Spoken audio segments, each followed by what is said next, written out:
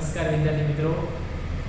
તો આપણે ગયા લેક્ચરમાં ત્રિકોણમિતિય વિધેયોના કેટલાક સૂત્રો વિશે માહિતી મેળવી હતી.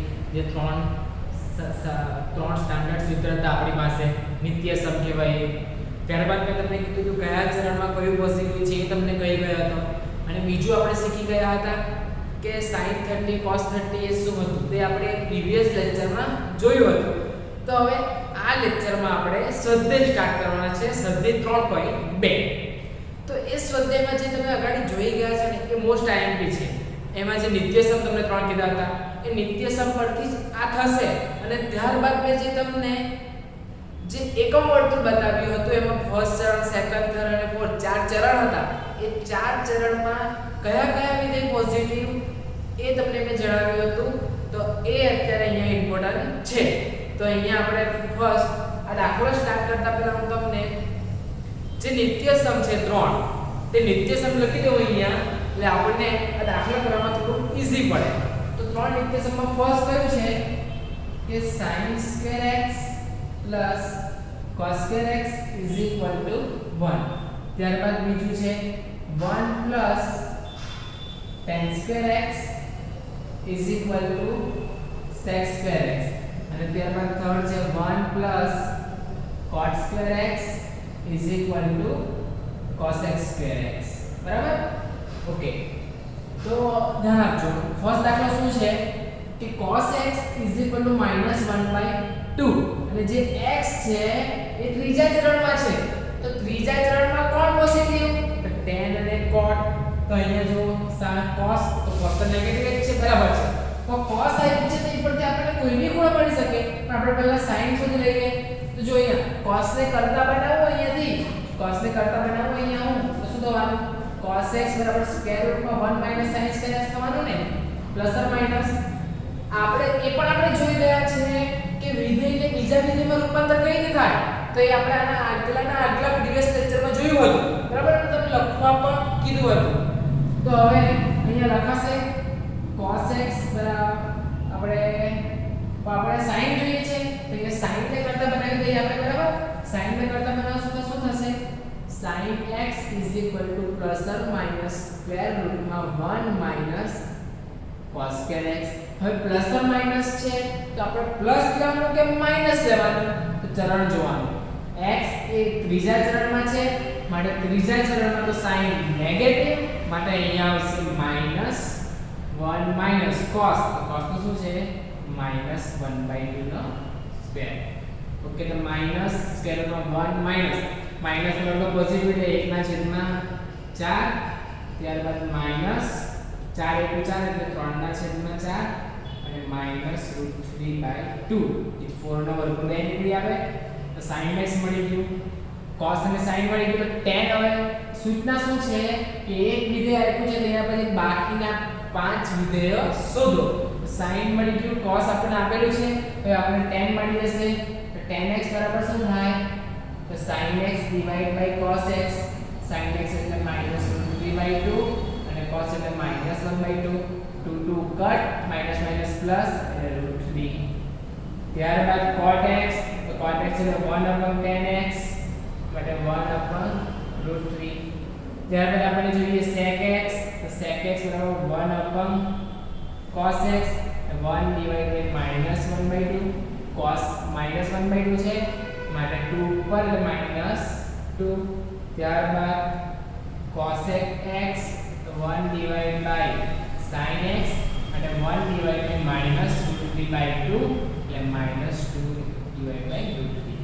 મળી ગયા 5 5. હવે અહીંયા તમે ચેક કરી શકો છો કે થર્ડ ચરણમાં છે તો થર્ડ ચરણમાં tan અને cot પોઝિટિવ, બીજા બધા નેગેટિવ છે. જુઓ એટલે આપણું આ સાચું છે. ઓકે. આ ત્રણ ઇમ્પોર્ટન્ટ છે. ત્યારબાદ સેકન્ડ દાખલો તો એ પણ સેમ આના જેવો જ છે. બરાબર? તો એટલે એવું કરવાનું નથી. ડાયરેક્ટ થર્ડ દાખલા પર જઈએ આપણે.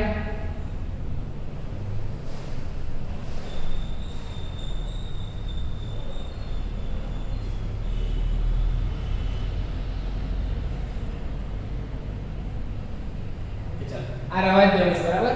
ઓકે. થર્ડ દાખલો શું છે? તો cot x = 3/4. x ત્રીજા ચરણમાં ઓકે તો હવે cot આપ્યું છે તો cot પરથી આપણને ઈઝીલી શું મળશે tan મળશે કેમ કે tan x 1 cot x અને 1/3/4 છેદનો છેદ ઉપર એટલે 4/3 tan મળી ગયું હવે tan અને cot બંને છે તો આપણને sin cos એવું જોઈએ તો અહીંયાથી આપણને મળશે sec મળશે અહીંયાથી આપણને તો sec નું સૂત્ર શું આવશે તો sec x square root માં plus or minus 1 plus tan square x હવે આ પ્લસ કે માઈનસ આવે તો ત્રીજું ચરણમાં sec નેગેટિવ અને માઈનસ સ્ક્વેર રૂટમાં 1 પ્લસ tan એટલે 4/3 નો વર્ગ માઈનસ સ્ક્વેર રૂટમાં 1 પ્લસ 4 ચોક 16 ને 3 ડાલી 9 માઈનસ 9 લસા ને 9 ને 16 25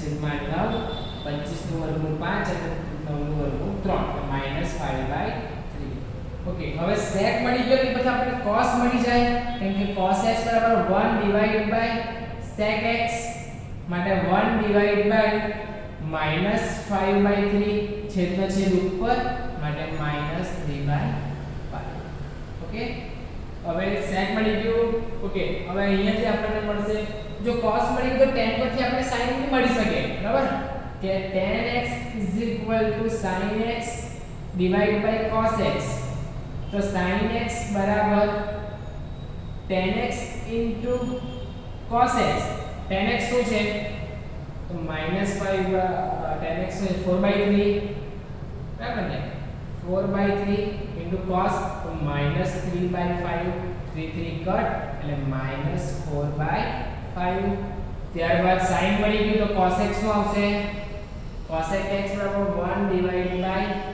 1/sin x માટે 1/-4/5 તો 5 ઉપર એટલે -5/4 આ દાખલામાં પણ તમે જોઈ શકો છો કે ત્રીજા ચરણમાંથી cot અને tan પોઝિટિવ છે ત્યારબાદ બધા નેગેટિવ છે આ દાખલામાં કરવું હોય આ બધા દાખલાઓ તો કઈ ઇમ્પોર્ટન્ટ નથી ખાલી તમારે આ ત્રણ નિત્ય સમ યાદ રાખવાના જો sin આપ્યું હોય તો અહીંયાથી cos મળી જશે જો tan આપ્યું હોય તો sec અહીંયાથી મળશે sec મળે એટલે cos મળી જાય cos મળે એટલે sin મળી જાય tan આપણને જે cot મળી જવાનું એઝ ઇટ જો cot આપેલું હોય તો આપણને cosec બી મળી જાય કોઈ બી સૂત્રનો ઉપયોગ કરો એટલે કોઈ મળવાનું જ છે એક આપણને ઓકે એટલે આ ત્રણ સૂત્રો યાદ રાખવાના છે આ થર્ડ દાખલો જોયો હવે આપણે જોઈએ નેક્સ્ટ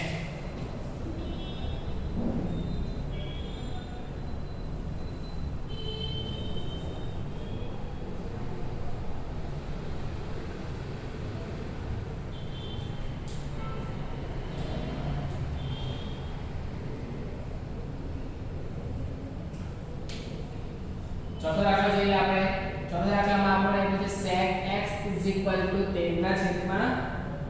13/5 અને x એ ચોથા ચરણમાં છે x એ કયા છે તો ચોથા ચરણમાં છે ધ્યાન આપજો ચોથા ચરણમાં કોણ પોઝિટિવ તો cos અને sec તો sec પોઝિટિવ છે માટે cos આપણને મળશે cos x બરાબર શું થાય તો 1/sec x માટે 1/13/5 છેદનો છેદ ઉપર માટે 5/13 sec અને cos મળી ગયું તો આપણને cos મળે એટલે sin મળી જશે sin કેવી મળશે sin નું સૂત્ર પ્લસ ઓર માઈનસ સ્ક્વેર રૂટમાં 1 માઈનસ cos સ્ક્વેર x આ ક્યાંથી આવ્યું તો અહીંયા આવ્યું sin સ્ક્વેર x આ બાજુ તો 1 માઈનસ cos સ્ક્વેર આ સ્ક્વેર નહીં જોઈએ તો આ થઈ જશે સ્ક્વેર રૂટ બરાબર હવે આ પ્લસ કે માઈનસ આવશે તો કયું ચરણ ચોથું ચરણમાં sin નેગેટિવ માટે માઈનસ સ્ક્વેર રૂટમાં 1 માઈનસ cos છે 5/13 નો વર્ગ માઈનસ સ્ક્વેર રૂટમાં 1 માઈનસ 5 નો વર્ગ 25 13 નો વર્ગ 169 માઈનસ 25 તો 144/169 માઈનસ સ્ક્વેર રૂટમાં 144 નું વર્ગમૂળ શું નીકળશે 12 કે 12 * 144 અને આનો નીકળશે 13 એટલે sin આપણને મળી ગયું -5/13 તો cos x શું મળશે તો એનું ઊંધું તો cos x -13/12 sin મળી ગયું sec cos મળી ગયું tan તો tan x બરાબર શું થાય તો sin x / cos x sin એટલે શું છે -12/13 અને આ છે -13/12 છેદ તો છે ઉપર ઓકે નહીં cos અલગ છે cos 5/13 છે 5/13 છેદ સરખો કેન્સલ એટલે -12/5 ત્યારબાદ cot તો cot x બરાબર 1/10x માટે 1/-12/5 માટે -5/12 તો અહીંયા પણ તમે જોઈ શકો છો કે sec અને cos પોઝિટિવ છે ચોથા ચરણમાં હોવાથી sin cosec tan અને cot નેગેટિવ છે ઓકે તાર લખી લો તો સ્ક્રીનશોટ એવું કઈ પાડી લો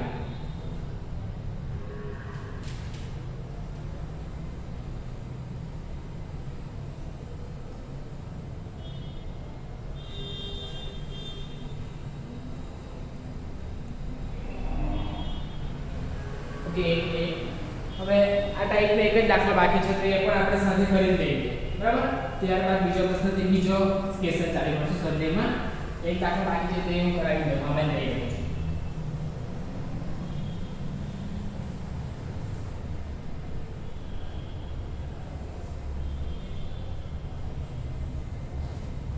ઓકે પાંચમો શું આપ્યું છે કે tan x -5/12 અને x બીજા ચરણમાં છે x કયા ચરણમાં છે બીજા ચરણમાં છે ઓકે tan આપ્યું છે તે પરથી આપણે કયું મળશે ફર્સ્ટ cot કે cot x બરાબર 1/tan x કે 1/-5/12 એટલે -12/5 બરાબર ક્યાં થઈ ગયું ત્યારબાદ હવે tan cot છે તો આપણને અહીંયાથી કોઈ બી સૂત્ર આવે એનો ઉપયોગ કરીને આપણે કાં તો cosec કાં તો sec યુઝ કરી શકીએ બરાબર તો આપણે sec લઈ લઈએ તો sec બરાબર શું થશે તો sec x બરાબર ± સ્ક્વેર રૂટમાં 1 + tan સ્ક્વેર x હવે જો બીજું ચરણ છે તો બીજું ચરણમાં sec negative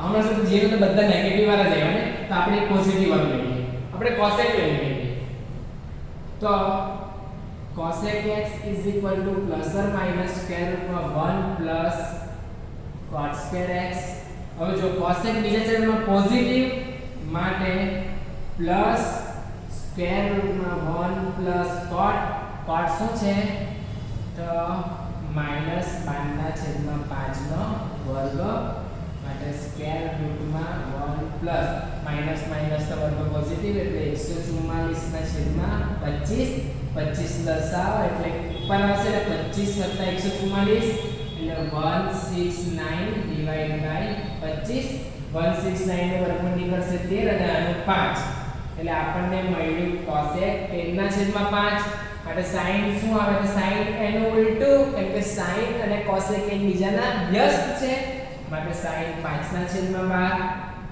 okay tan cot તો હવે આપણે શું જોઈએ sec જોઈએ તો sec x શું થવાનું તો જો tan x = 1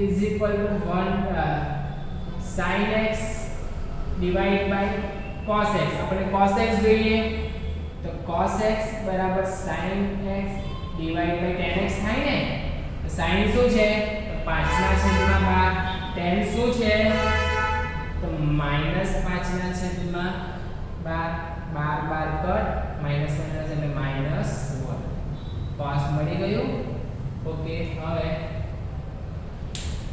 હા cos મળી ગયું tan cot sin cosec 10/5 નહીં સોરી ભૂલ થાય છે આ 10/5 તો 5/13 આવશે કે મેં કીધું આ એક કે ભાઈ આવી જવાનું બરાબર ઓકે તો sin શું છે 5/13 અને tan છે આપણી પાસે -5/12 એટલે 5 કટ માટે -13/12 આ શું છે cosec માટે sec x થશે -12/13 ઓકે તો જુઓ બીજું ચરણ હતું તો બીજું ચરણમાં sin અને cosec પોઝિટિવ બીજું બધા નેગેટિવ છે તો આ પ્રકારના દાખલાઓ આ લેક્ચર માટે પૂરતું કરીએ છીએ ત્યારબાદ ક્વેશ્ચન 2 સ્ટાર્ટ કરીશું થેન્ક યુ